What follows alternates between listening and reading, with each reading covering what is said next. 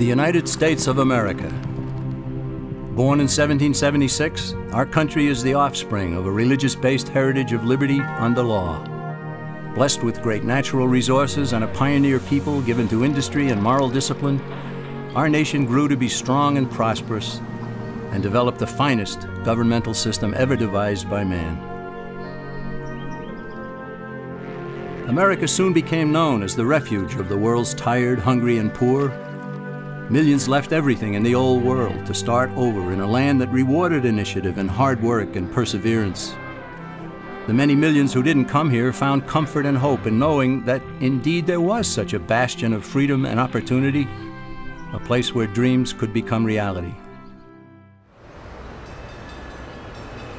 Today, our nation appears wealthier and more powerful than ever. New technologies have revolutionized our daily lives. Luxuries once enjoyed only by the rich are commonplace and very affordable. Home ownership is widespread, and our people have the expectation of continued economic growth and prosperity. Yet more and more people are coming to realize that they may prosper materially only for a time because their freedoms are diminishing. The sobering reality is that America has been led far from its praiseworthy beginnings. Our people and businesses groan under a heavy burden of economic, political, and social problems, which are the result of a widespread departure from the fundamental truths that made our nation great. If the United States of America is to endure, citizens far and wide must once again come to understand, embrace, and live by timeless concepts called Americanism.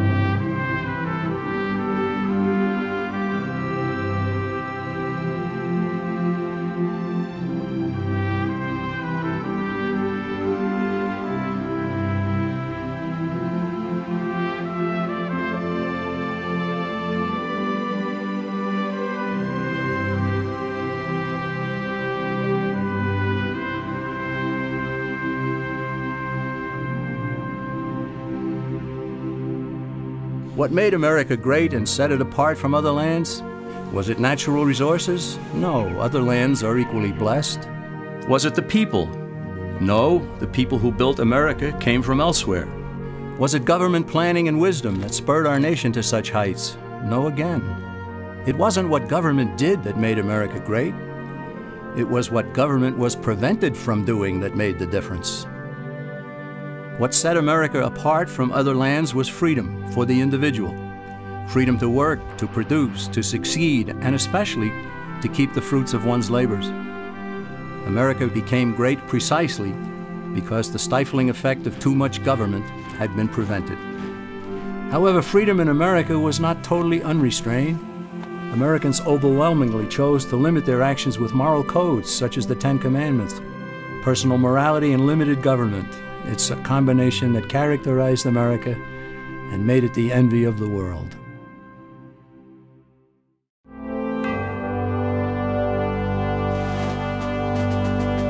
When our founding fathers decided they'd had enough of British oppression, they broke away and declared independence. They stated as self-evident truth in the Declaration of Independence that men are endowed by their Creator with certain unalienable rights. In other words, God gave man his rights, and that among them are life, liberty, and the pursuit of happiness. And in the very next sentence, the founders defined the proper role of government when they stated that to secure these rights, governments are instituted. This is the entire philosophical base of our nation. Here, the government cannot legitimately redistribute the wealth, assume power over the people's lives, and dominate man's existence with oppressive taxation, regulations, and controls. According to the founders, government was to be a negative force, which leaves people alone. Its sole function is to protect citizens from one another and from foreign governments, and especially from their own government itself. The founders did not create a government to be a positive force, to do things for people, to take from some, to give to others. They understood that when a government starts doing something for one citizen, it has to take from another to do so. And in the process, it gains control over both.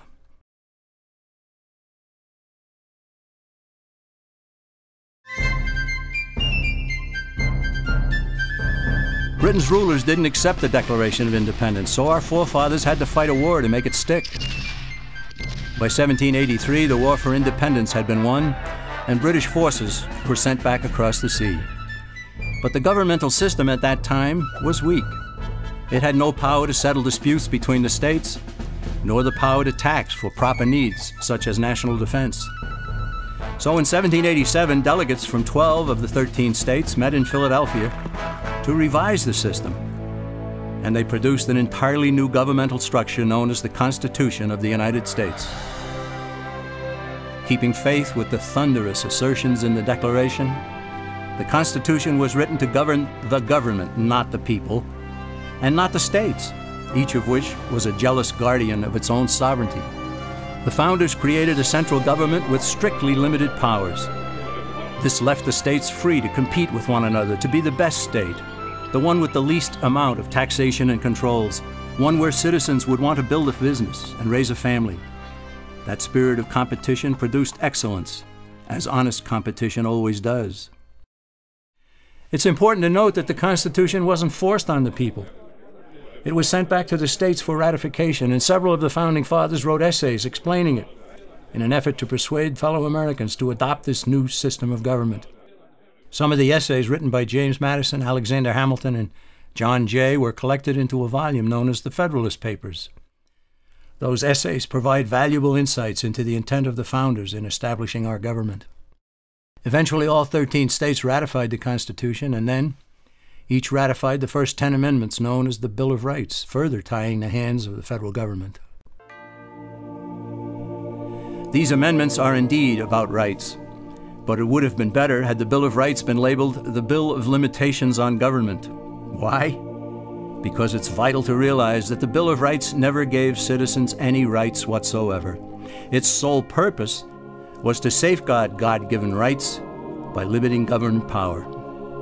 The founders even insisted that Congress shall make no law about speech, religion, the press, assembly, the right to petition, the right to keep and bear arms, and so on. These amendments are directed squarely at the federal government, not the individual and not the states. They are like most of the 10 Commandments, which are essentially thou shalt nots. The Bill of Rights says Congress shall not, all the way up to the marvelous 10th Amendment, which says in effect, if we forgot anything, you can't do that either.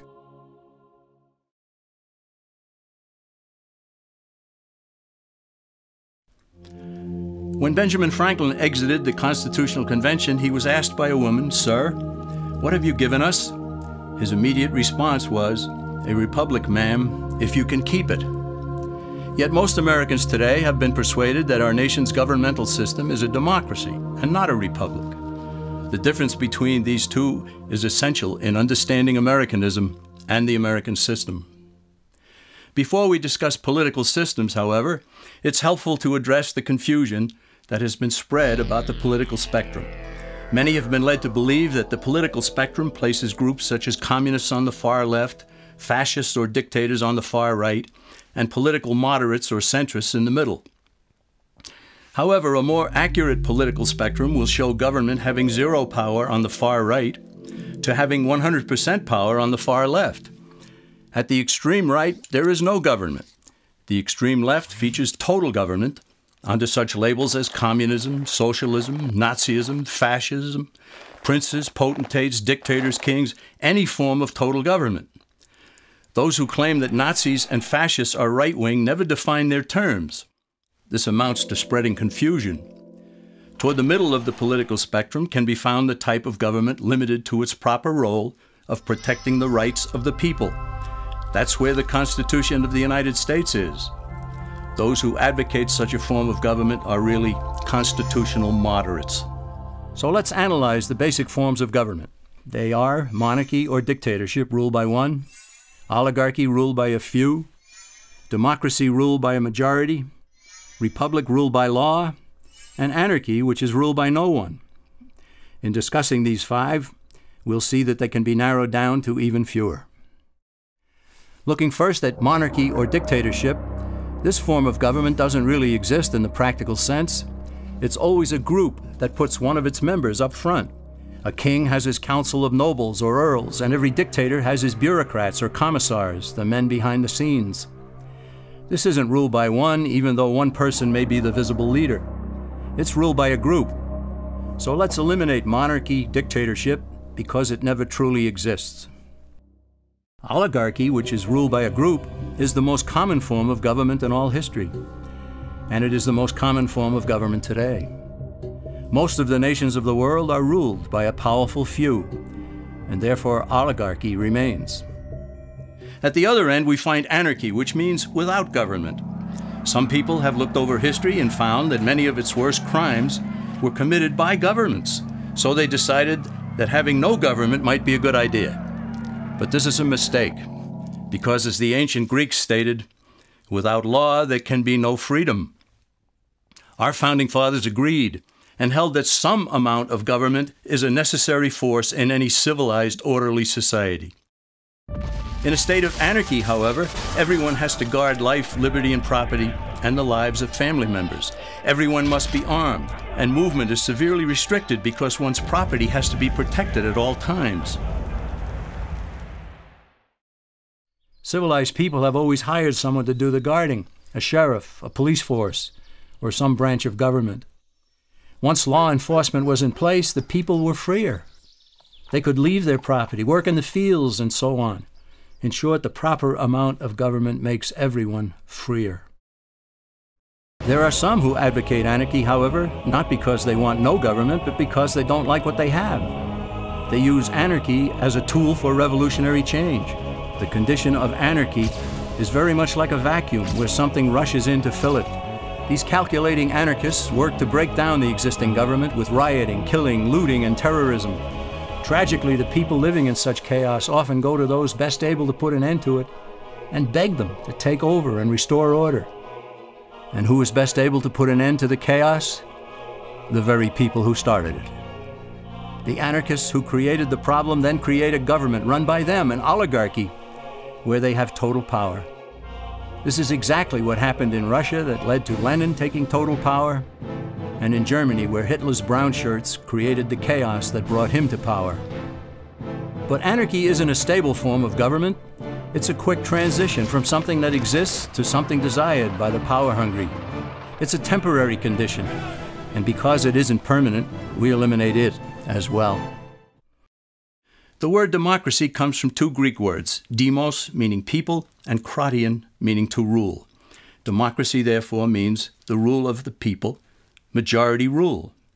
This, of course, sounds good, but suppose the majority decides to take away one's home, or business, or children. Obviously, there has to be a limit. The flaw in democracy is that the majority isn't restrained. If more than half the people can be persuaded to want something in a democracy, they rule. What about republic? Well, that comes from the Latin, res meaning thing, and publica meaning public. It means the public thing, the law. A true republic is one where the government is limited by law, leaving the people alone. America's founders had a clean slate to write on. They could have set up an oligarchy. In fact, there were some who wanted George Washington to be their king.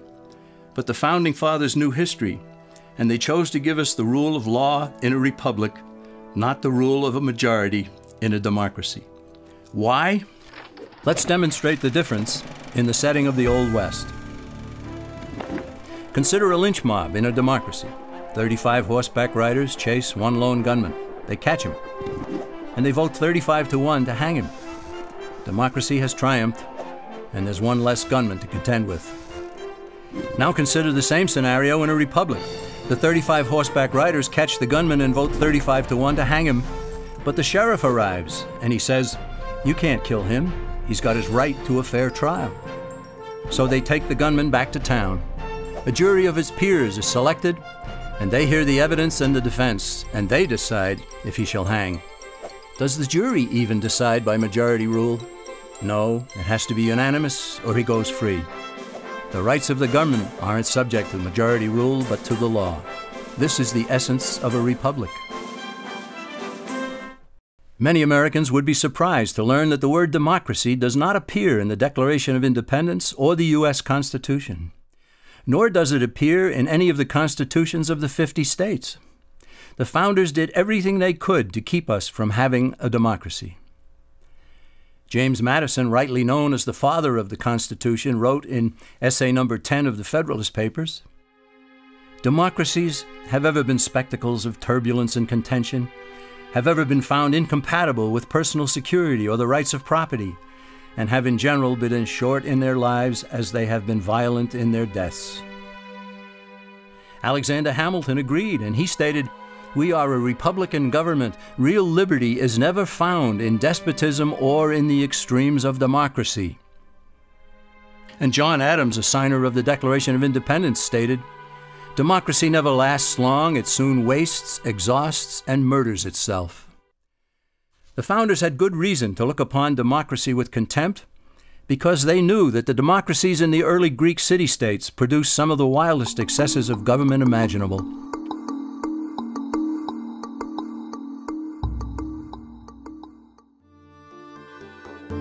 During that period in Greece, there was a man named Solon who urged creation of a fixed body of law not subject to majority whims.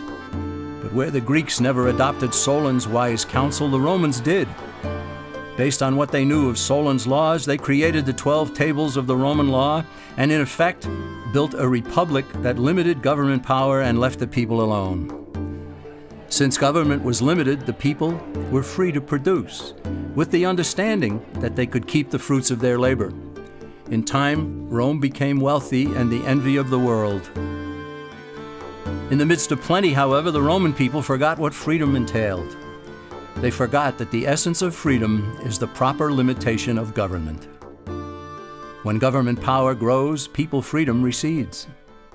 Once the Romans dropped their guard, power-seeking politicians began to exceed the powers granted them in the Roman Constitution. Some learned that they could elect politicians who would use government power to take property from some and give it to others. Agriculture subsidies were introduced, followed by housing and welfare programs. Inevitably, taxes rose and controls over the private sector were imposed. Soon, a number of Rome's producers could no longer make ends meet, and they went on the dole. Productivity declined, shortages developed, and mobs began roaming the streets, demanding bread and circuses from the government. Many were induced to trade freedom for security. Eventually, the whole system came crashing down. They went from a republic to a democracy and ended up with an oligarchy under a progression of the Caesars.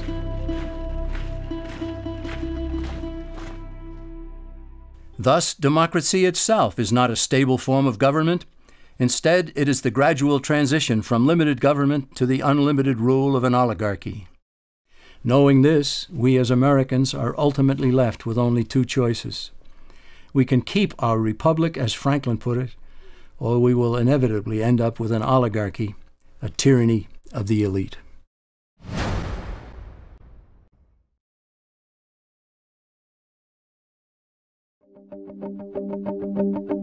Just as there is widespread confusion regarding political systems, there is similar confusion in the economic arena. All during the 20th century, Americans were led to believe that there was a great struggle going on between capitalism and the communist world. Undoubtedly, a struggle existed, but the real adversaries were rarely identified properly. No discussion about economic systems will make sense without first defining terms.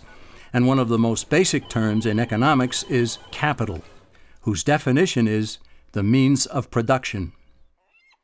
To illustrate what capital is, let's consider a very simple economy.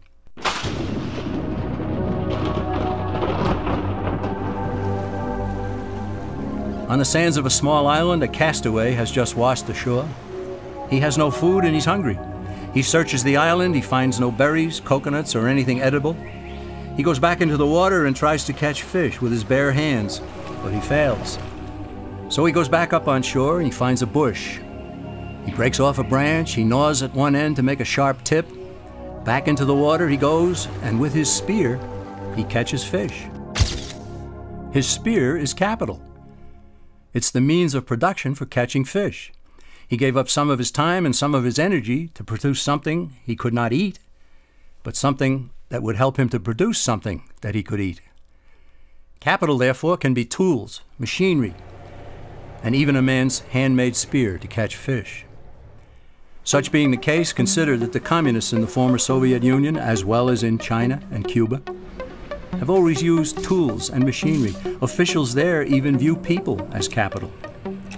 Therefore, by strict definition, are not communists capitalists? For that matter, isn't everyone a capitalist?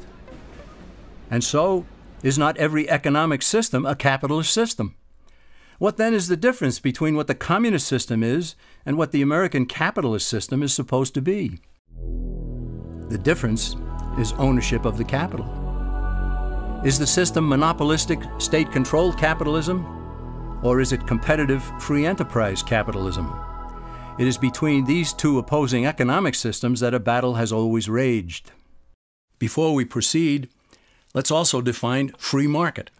Basically, it's a self-regulating system in which all parties are completely free to transact with one another. But where force, fraud, or injury damages one party, the government's role is only to punish those who commit such offenses and to vindicate the rights of the other party. This protects the integrity of the free market, or free enterprise system, without intervening in it. The term private property also needs clarification, for private ownership and control of property is a key component in the free enterprise system. In order for ownership of property to be full and complete, all four of its aspects must be met. These are title, control, use, and the ability to dispose of what a person owns. In a free market economy, these aspects are unrestrained, so long as the owner does not infringe on the legitimate rights and claims of others. True ownership of property and freedom go hand in hand. They always have. Now let's compare the two systems of capitalism. In the competitive free enterprise system, capital or property is both owned privately and controlled privately. In the monopolistic system, holding title to capital can be accomplished privately or by the state. But more importantly, capital is controlled by the state or by the elite few who control the state. The Communist Manifesto, which contains the basic program for all communists and all socialists, explicitly preaches the destruction and abolition of private property. Karl Marx understood the powers of controlling capital, and so have all communists and socialists who have ever looked and still look to Marx as their leader. State-controlled capitalism results in high prices and low quality. After all, why would a monopoly strive to improve if it has no competition? On the other hand, honest, thrifty, and hard-working producers throughout the world prefer a competitive free enterprise system for all. Here, low prices and high quality prevail because a variety of producers will seek to attract the widest amount of customers. Competition results in excellence and always has. Just as the political spectrum shows the range of government power, we can also plot the various economic systems along another spectrum. These forms of government control in the market stand in sharp contrast with a completely free market. In the last century or so, there have been basically four forms of state-controlled economies, all on the far left of the economic spectrum: fascism, Nazism, socialism, and communism. In each, the government controls the capital. The difference among these is how much is owned or controlled outright by the government. In a fascist system, the government doesn't own businesses on paper, but it does control them. In Mussolini's Italy, even though he didn't hold title to businesses, he told the owners what to produce, how much to produce, when to produce, where to buy raw materials, who to hire, who to fire, and what price to charge. The rest, he said, was up to them. The fascist system is more efficient than other state-controlled systems insofar as those living under it think they still own their businesses. Shopkeepers concern themselves with maintenance on the machinery, employee relations, painting the building, and so forth. But the government controls owners through an array of taxation and regulations. Under Nazism, which means National Socialism, its proponents went one step further and acquired ownership of some corporations such as Volkswagen. However, Hitler didn't seize ownership of other industrial giants. he simply controlled them, just as Mussolini had controlled businesses in Italy. Socialism is where government officials acquire possession of major industries such as transportation, communications, and utilities in order to leverage control over the entire economy. Through ownership of these vital segments of industry and by creating government regulatory agencies, socialists gain control over virtually everything else. Finally, there is communism, the granddaddy of all in the economic sense. In a way, communism is more honest than fascism because all of the capital is owned and controlled by the state. There are no pretenses about it. Now let's combine political and economic systems because ultimately one never exists without the other. We see again that there are only two ultimate choices: a competitive free enterprise system in a republic or a monopolistic state control system under an oligarchy.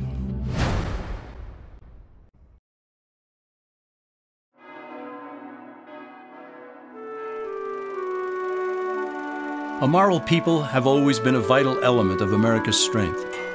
The Founding Fathers well understood the biblical teaching that righteousness exalteth a nation. They also knew that expecting a free market economy and limited government under a republic to endure without morality was expecting the impossible. James Madison cautioned that limited government alone was inadequate for our nation. And John Adams observed, "Our Constitution was made only for a moral and religious people. It is wholly inadequate to the government of any other." George Washington stated, "Reason and experience both forbid us to expect that national morality can prevail in exclusion of religious principle." Yet there are people today who think that liberty is license and that morality is unimportant or irrelevant to politics and economics. But as Benjamin Franklin added, only a virtuous people are capable of freedom. As nations become corrupt and vicious, they have more need of masters.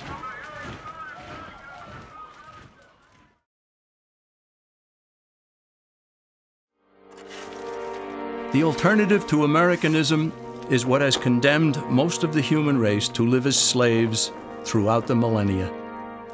It is the idea that rights are privileges dispensed by an oligarchy according to the unlimited rule of men, that the state should control or own the nation's capital with all economic activity directed from a central power, and that morality is inconsequential, and that security is preferred over freedom and opportunity.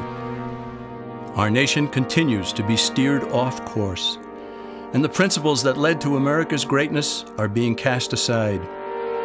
The simple question for us is, do we continue to slide away from our nation's founding principles, or do we return to the kind of government we inherited? Time is running out for Americans who sense that something is wrong. They have to decide what kind of a country we shall leave for future generations. All that is needed is for a sufficient number of Americans to get involved in the fight for freedom and to return our nation to less government, more responsibility, and with God's help, a better world.